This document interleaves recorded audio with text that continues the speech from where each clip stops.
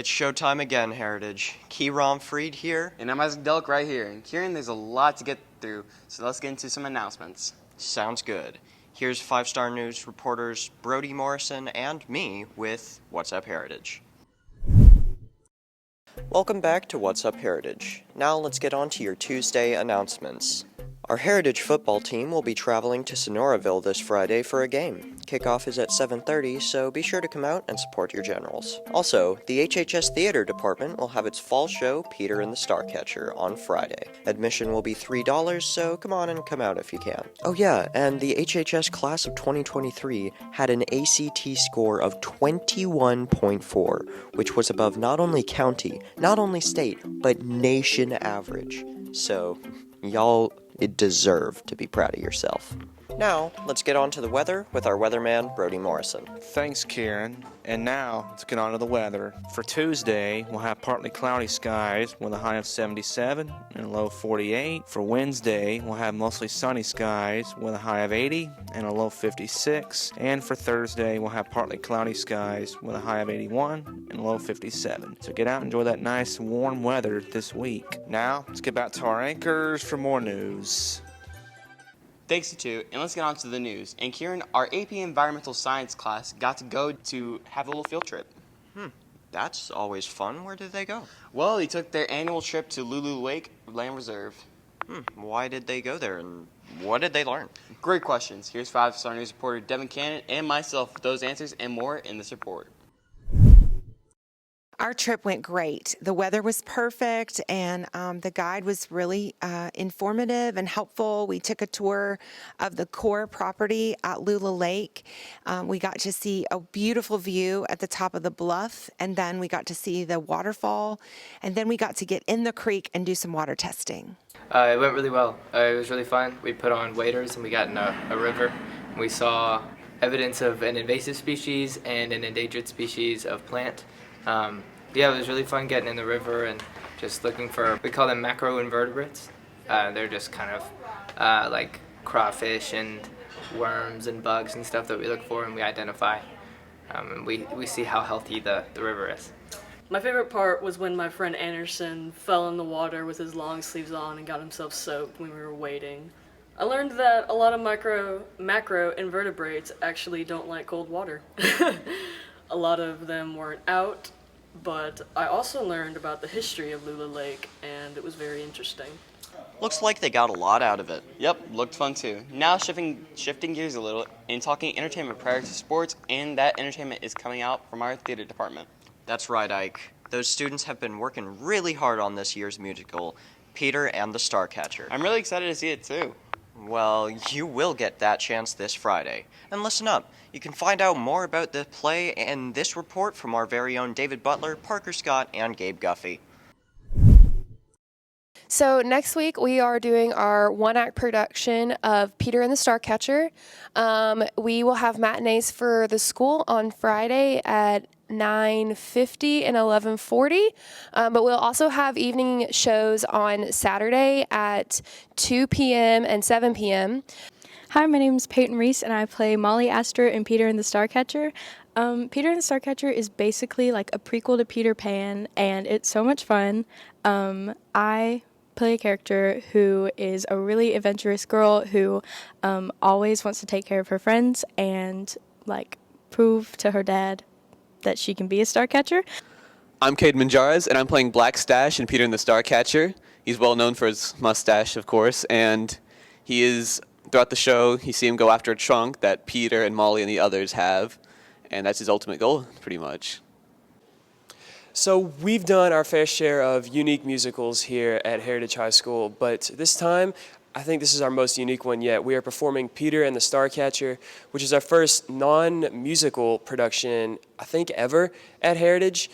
This Thursday, we're going down to Cedartown for the one-act competition, and we are hard at work practicing, getting things polished up, getting sets and costumes finished, and it will be a lot of fun.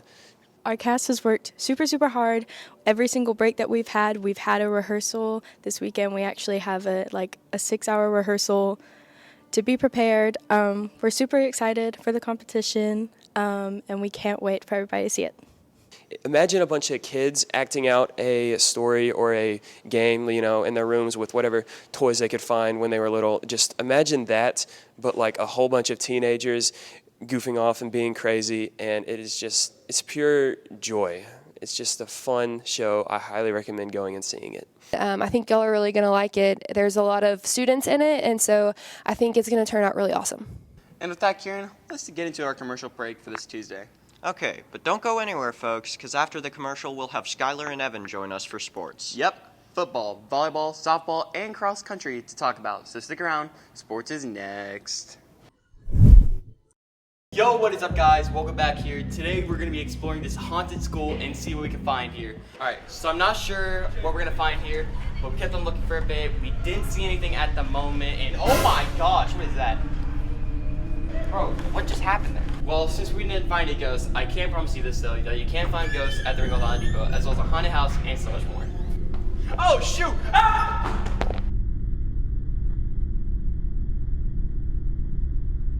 Guy, help! Help! Ah! No. Ah!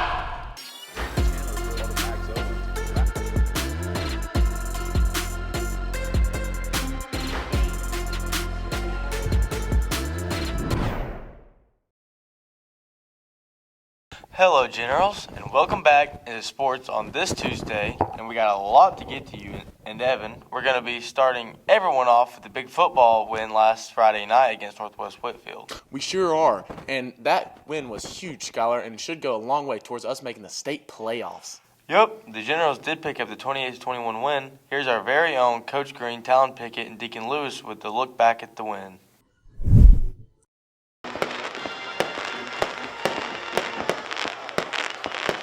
Wonderful but cool night here at Jeff Sims Field last Friday night as our Generals played host to rival Northwest.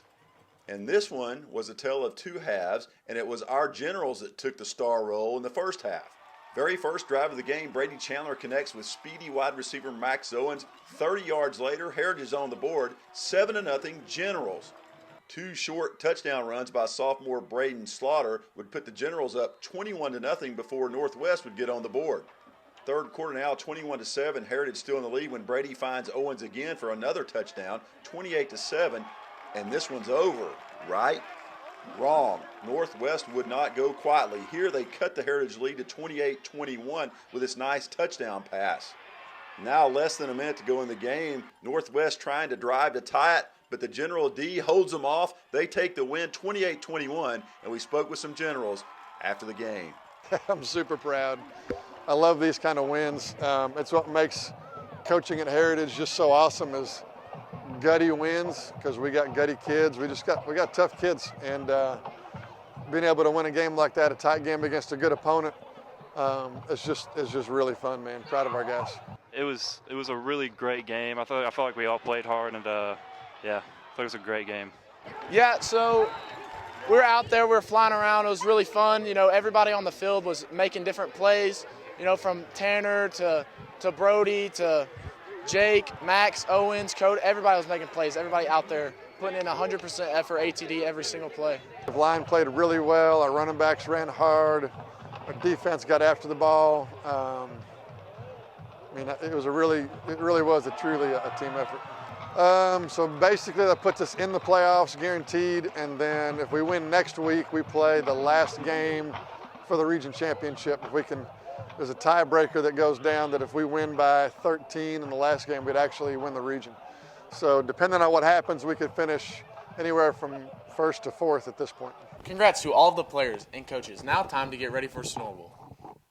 On to volleyball now, and Coach Cooper's ladies took the Tosh floor this past Saturday in the GHSA Sweet 16 state tournament. Our ladies knocked off Southwest DeKalb on last Tuesday, and that win set up this matchup on the state's second and third ranked teams. Westminster was the opponent, and this one was very close. Here's five-star sports reporters Owen Bryant and Devin Cannon with the match recap. So Saturday we faced Westminster in the second round of the state tournament. Unfortunately, we were not able to win that game. We did some really great things throughout the three sets that we played. We executed our game plan about 80% of the time. So unfortunately, the little bit that we were not able to execute, what they were able to take advantage of. They're a really tall team. They're a really fast team. So that means our season is now over. Well, honestly, I think that we played our hearts out and we did a lot of things well, but there's a lot of things that we could have improved on and we talked about, but ultimately the better team won. So, we wish them the best of luck, and the season was fun. And I think that next season we have really good potential, but we're losing some really great seniors. But we're looking forward to the season next year. I'm still really, really proud of this team for coming away area champions. We have three players named to the first team, another player named to honorable mention, so that just shows that they were a really good team. They were undefeated in region play, which I don't think has happened the entire time that I've been the coach here. So they ended with an overall record of 30-7, and again, I think that it's easy to kind of think about the one last loss that we had, but really when we look back over the season, they've played some really tough games, they've beat some tough teams, and we were just unable to advance to the next round of state. Tough loss, ladies, but congratulations on an unbelievable season. Softball now, and our Generals are fresh off winning the Super Regional here at the Taj last week and are now prepping for the Elite A of the GHSA State Playoffs down in Columbus, Georgia. We spent some time with Coach Crawford and a few players yesterday to find out a little more about the competition they'll be facing when they head south.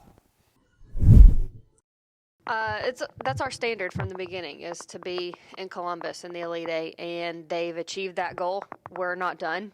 We're not done yet. We still have a few more things we want to check off on our goal list, but making it to the Elite Eight is one of the things on our goal list, and I'm super proud of them for pushing through the season. We play in a tough region.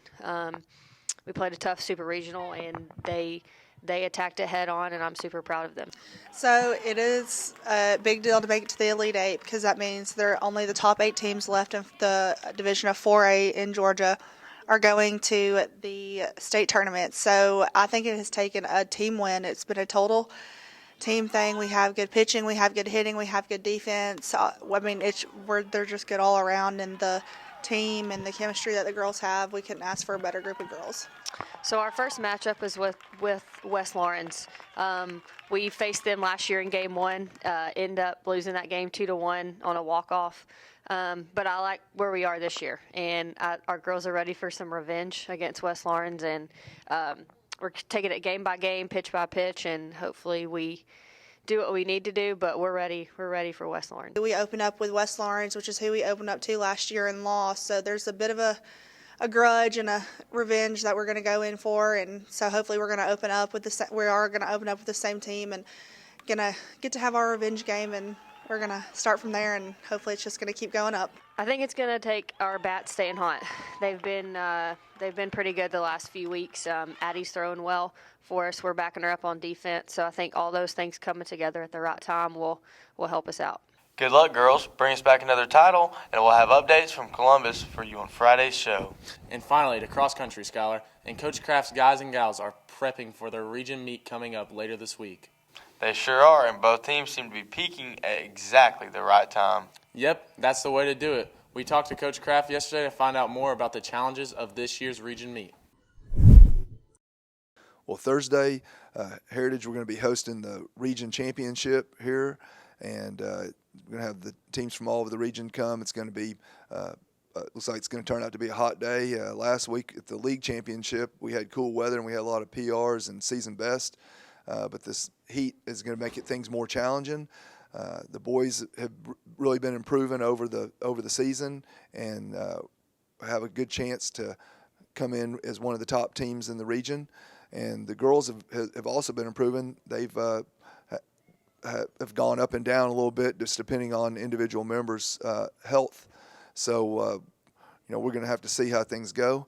But I think both teams have a really good shot of finishing region runner-up and qualifying for state. I think that both teams can definitely qualify for state. The girls went to state last year. The boys just missed it. So we'll have to see what happens. There's a lot up in the air, and we're pretty excited about it. Thanks for sports, you guys. And now let's get into some more sports/entertainment. Yep, and we've seen a lot of segments from our Nature Ball this semester on College Football Corner segments.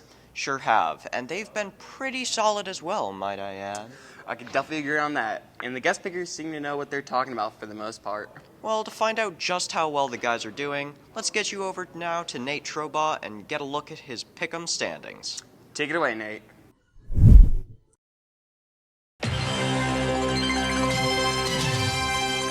Hello, and welcome back to College Football Corner.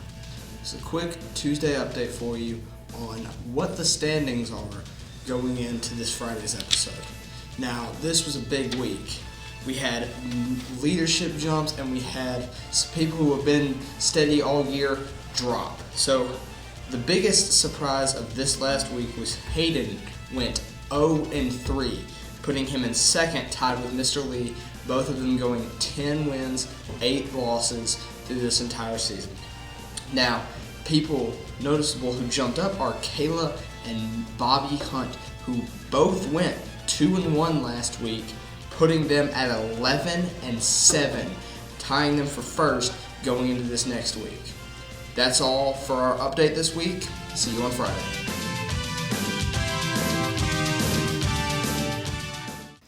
Thanks, Nate. Our main man, Bobby Hunt, hanging right in there, Isaac. Good to see Bobby right in the mix. More entertainment today, and with it being Tuesday, it's time to find out who claims the 5-star and who dreadfully picks up the no-star in this week's segment from Talon Pickett, Gage Brewer, Bree Wilson, and Sarah Sailors. What's the sport this week? I think it's wiffle ball, but who knows? Surprise us. Welcome back, y'all. I'm Brianna Wilson. And I'm Sarah Sailors. And we've been missing y'all. Yeah, it's been a minute, but we're back and better than ever. Yes. And this week, we're going to do softball. Woo! Let's go check it out.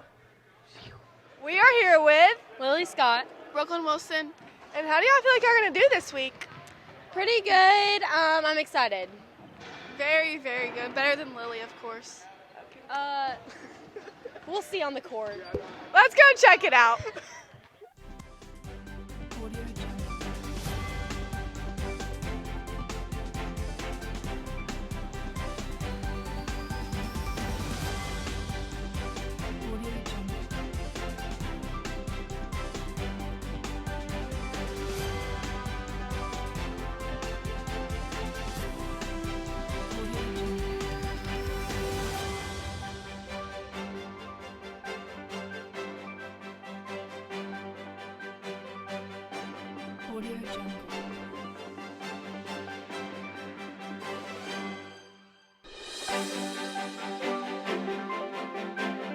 Alright, y'all, don't mind the game going on behind us, but he's just hidden. And so, how do you feel like y'all did today? Very great. 10 out of 10. I feel like I did really good, except for the left side. It just sucks because I'm right-handed, but yeah.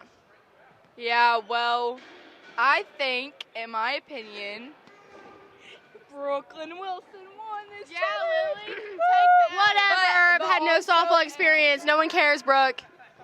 Okay, before this gets heated, I'm going to cut the cams. Bye, guys. This is ridiculous. In my opinion, I think Brooklyn Wilson won. Lily did really good. She had one good hit, but Brooke actually could hit from the left side, so I think she deserved the 5-star. So, yeah. How do you feel? I really think Brooklyn did take the win, but also I feel like Brooklyn did have an advantage because she has played softball before, and Lily is probably one of the most unathletic people when it comes to softball. But other sports she's good at, but softball is just not really her thing. But it's okay because she did put a lot of effort in and do really well for being unexperienced. And so, yeah, I think Brooklyn Wilson won. But it's just the effort. It was all there. We just love that. Okay, we'll catch y'all next week. Y'all. That wrapped up this Tuesday edition of the 5-Star News. We'll see you again, but we got one more story for you. Yep, we have the pep rally from last week, and here are the sights and sounds from that pep rally. Take it away.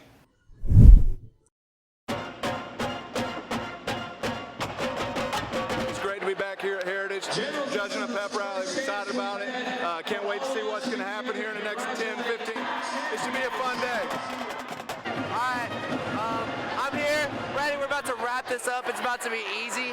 Get it? Because we're the mummies. We're about to wrap this up. Get this easy! knees, shoulders, cut. Shoulders, knees, cut. Knees, shoulders, head.